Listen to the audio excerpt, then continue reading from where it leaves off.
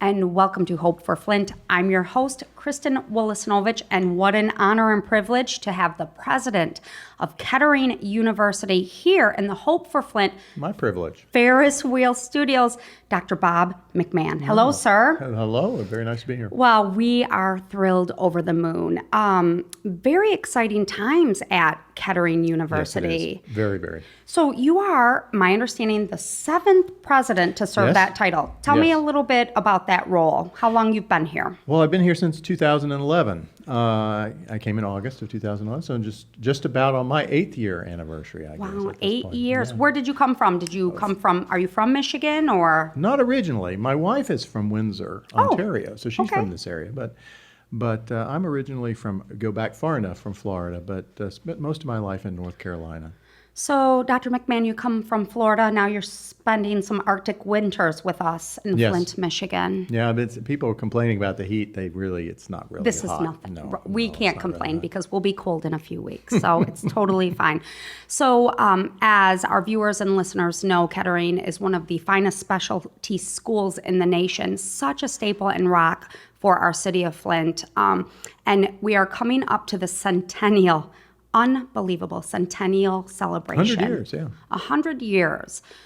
That's incredible. It is, and it's an amazing story actually. The whole story of the founding of the institution, because Flint and Kettering really grew up together. They did. In a lot of ways, because Flint, the people who founded the automotive industry in Flint, who came together and created all those companies. I mean, after all, Flint in the early 1900s was like Silicon Valley. That's exactly right. Tens of thousands of people flooding into the community every year. Mm-hmm. The same people that founded that industry understood that the success of the industry was going to be really dependent on their ability to educate That's right. talent and to create the people who could work the factories and design the cars and design the motors and design all of it.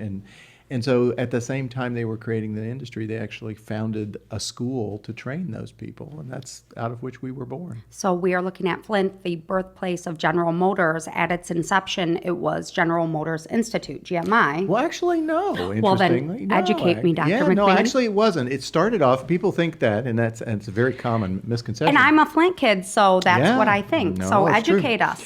Well, it started off actually as a night school. And was then organized under the old IMA, the Industrial Mutual Association. It was a collaborative of all of the companies in the city that got together to provide opportunities for enrichment, for education, for entertainment for the workers in the city. Okay. And remember back in a number of years ago, you had the IMA auditorium here. Yes, You had all these, I still call it the IMA, Dr. Bob. Okay, well, so it's still there. And all of these things were part of that. And out of that same program grew a school. And it started off as the Flint School of Automotive Trades, or Automobile Trades. And it operated as a private university, private school, for about 10 years. Wow. But Okay. then so many of General Motors, so much of the talent that was going into General Motors at the time came from the school. They decided that the best way to do this would be to acquire it and bring it into the corporate. It's brilliant. Club. Yeah, it is. It really it's is. its own feeder school. It's brilliant. And then to provide that talent and keep it within the city. Exactly. And retain it. It's incredible. So we were actually acquired by General Motors about the same time that Atwood Stadium was built in late 1920s. Okay. So not that, I mean, you said about 10 years after it was created. So that's some rich history. Thank you so much for providing that.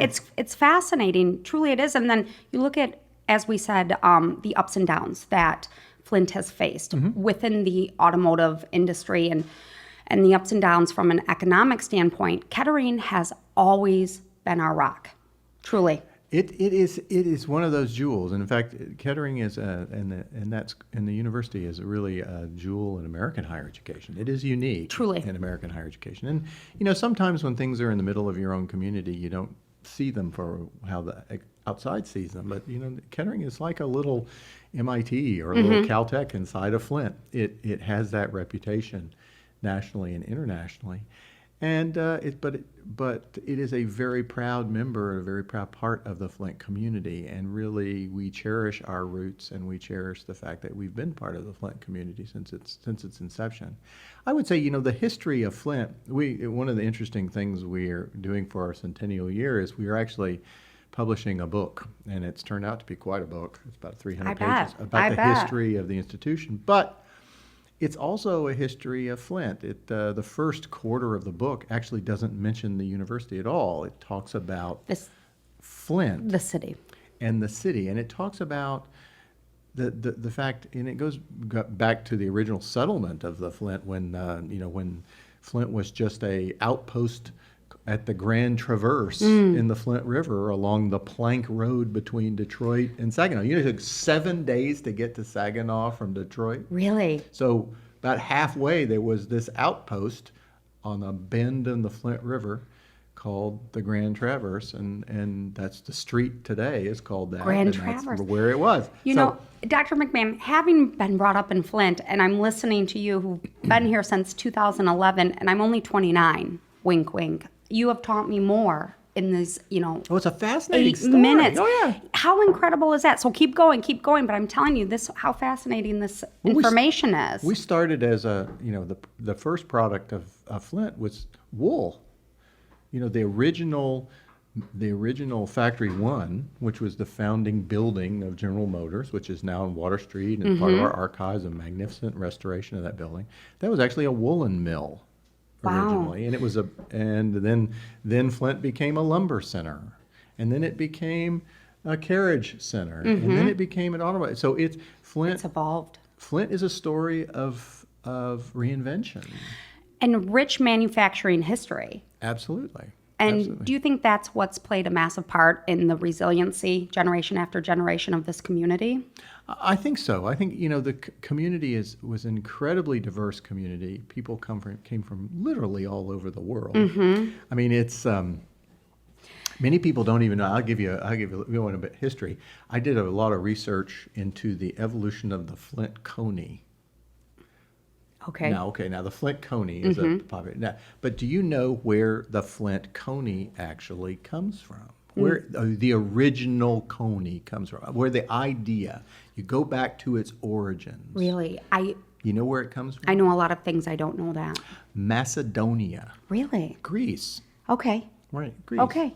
And in Which fact, seems odd to me, just because I'm thinking Greece, more of a Mediterranean lifestyle. I wouldn't think coney dog. But have you ever noticed that many coney restaurants serve Greek food? Have you put those together? But it's a cultural import. Okay. That came through Brooklyn. It came through the movement of people in the United States to Flint. That's incredible. Oh, it's a fantastic story. And then the Detroit coney sauce versus the Flint coney sauce. I mean, that was an import of the Macedonian. There was a tradition of having meat sauces that they brought to the German sausage that was imported by German immigrants. And I will tell you, Hope, for Flint, our dear friends are Macedonian here and have had restaurants for generations here in the city. So But it's resilience, right? It is. It's creativity. It's being able to create oneself and being resilient and being able to reinvent. And that's really at the foundation of the Flint story. I agree. And now you're seeing kind of this paradigm shift, having now gone through the water crisis, which I'm sure during that time probably wasn't the easiest time when Kettering was out recruiting new students. I'm sure there was, I don't know, but I'm making this presumption when you're out recruiting, especially from a national or even global standpoint, there may have been some concern for students moving to Flint, young incoming students. Well, but one of our chief concerns was actually being a part of the solution. That's exactly right. And trying to help mobilize the resources of the university to address the issues. And because we're engineers, we're scientists, that's what we do. Our kind of nature is to try to solve problems. That's right. And to fix things. That's right. And so it was a very natural role for us to play. That's beautiful because I know also Kettering has one of the safest campuses in the country. We're very proud of that. Right now.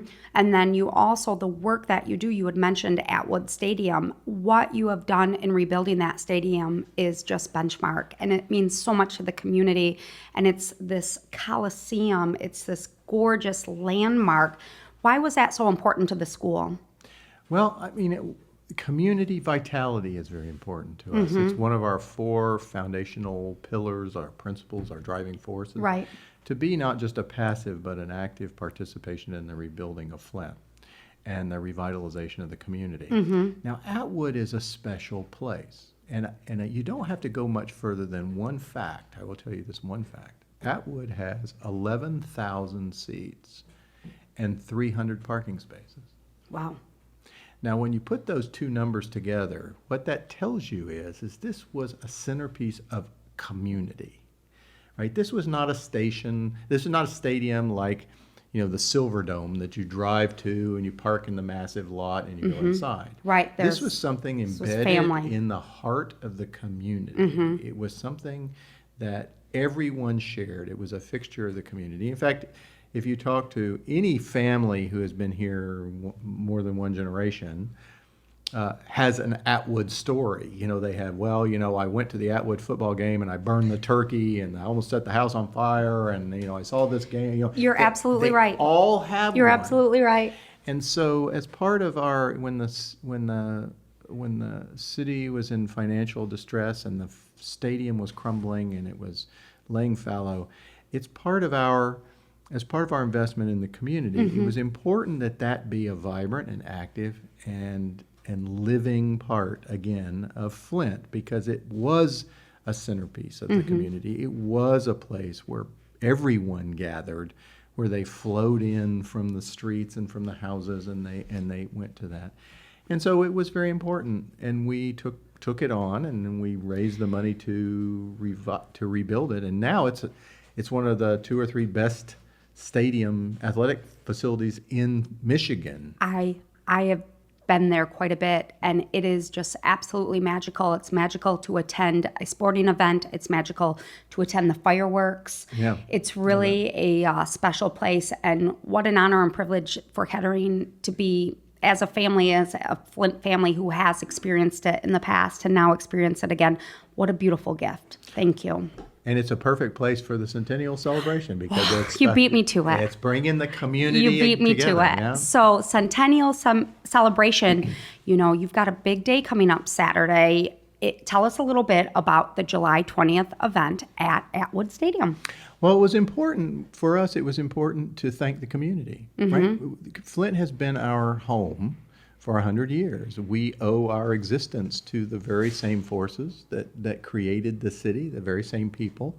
And so we felt as part of our centennial celebration that it was important that we stop and thank Flint for that, for being our home and for giving to the university for so many years in so many ways, and to celebrate together that relationship. And so we decided that we would host a community fest, and we wanted to have local musicians, and we wanted to bring in a nationally recognized performer, so we would have an opportunity to bring the community once again together in Atwood Stadium around, as a community, in that historic venue. Well, I'm aware the event is sold out. The tickets are all gone, and T-Pain will be performing live at Atwood Stadium. And more importantly, as importantly, you do have many local performers that will be performing on ancillary stages throughout the venue. And then you have tremendous local vendors. It's going to be a magical day. It's an all-day event. Begins with the Atwood races in the morning. Continues, starts at noon with, there are 2 stages of entertainment running all afternoon with local artists. We have, I don't know how many dozen food trucks. We have dozens and dozens of local vendors, local artists who will be there. It's going to be a warm day, so we've got lots of water, and we've got misters, but we've also developed a lot of park around Atwood. So Okay. there's a lot of trees, a lot of shady places for people to sit Excellent. and enjoy the music. So and then of course with T-Pain in the evening. Think about this. It's been 40 years probably since that stadium was full. Wow. And It's on going to be Saturday, full. we're going to see once again, hopefully, the stadium at capacity. Dr. Bob McMahon, I know you've been here since 2011, but can you just stay here forever? Oh, you're kind. That's really up to the board of trustees of the university. All right, I think they're watching. I know they're watching and listening, but Dr. Bob McMahon, and professor of physics Yes, too. yeah. That's your Well, background. that's my most cherished title, actually, professor. While we are going, please, you now are in the Hope for Flint family. You're welcome, America. You have to now come on as a regular. We'll continue to pleasure. talk. We'll continue to talk Flint, and get there on July 20th. We're pretty sure you have tickets. There were quite a few, and they were given out free throughout the community. So that place is going to be rocking. Up to 11,000 people, I think it's going to be packed. And thank you, Kettering University. Thank you, Dr. Bob McMahon. Thank you to your staff and your administration. Oh, yeah, it's a team effort. It is. Your volunteers, your students. I know the students were massively involved in redesigning Atwood. It takes a village. And thank you, too, because one thing I think needs to be mentioned is what you have done, not only on the campus, but how you have grown exponentially within Civic Park and within the neighborhoods, especially the neighborhoods north side and these neighborhoods that tremendously need us, need Kettering, need Hope for Flint. And guess what? They are now thriving. You are seeing it. And it's really only really the pleased. beginning, sir. Only the beginning.